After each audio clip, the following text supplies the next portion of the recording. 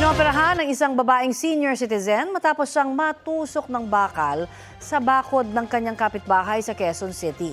Ang biktima nahilo at nadulas daw habang nangunguha ng malunggay.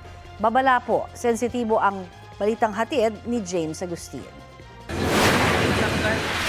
Makapigil hininga ang rescue operation sa 65 taong gulang na babae sa barangay San Agustino, Valiches, Quezon City nitong Martes. Ang mukha kasi ng biktima, natusok ng bakal na bakod ng plant box.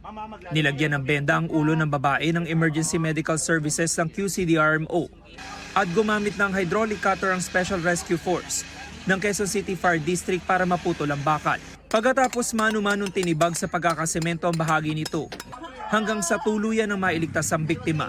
Maingat siyang inihiga sa stretcher at isinugod sa ospital. Ayon sa mga rescuer, tumagal ng halos 30 minuto bago na ialis ang biktima sa bakod. Ang naging challenge lang po sa amin, syempre, nakatusok siya doon sa bakal. So hindi natin pwedeng basta-basta galawin.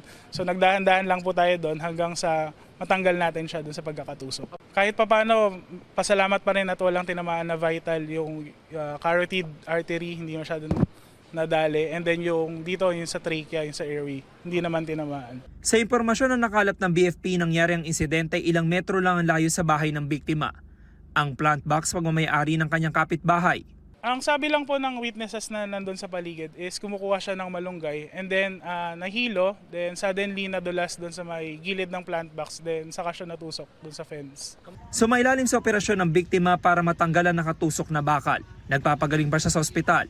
May paalala naman ng BFP sa publiko kung sakaling mangyari ang ganitong insidente. Tumawag agad tayo ng otoridad at iwasan natin galawin basta-basta yung pasyente.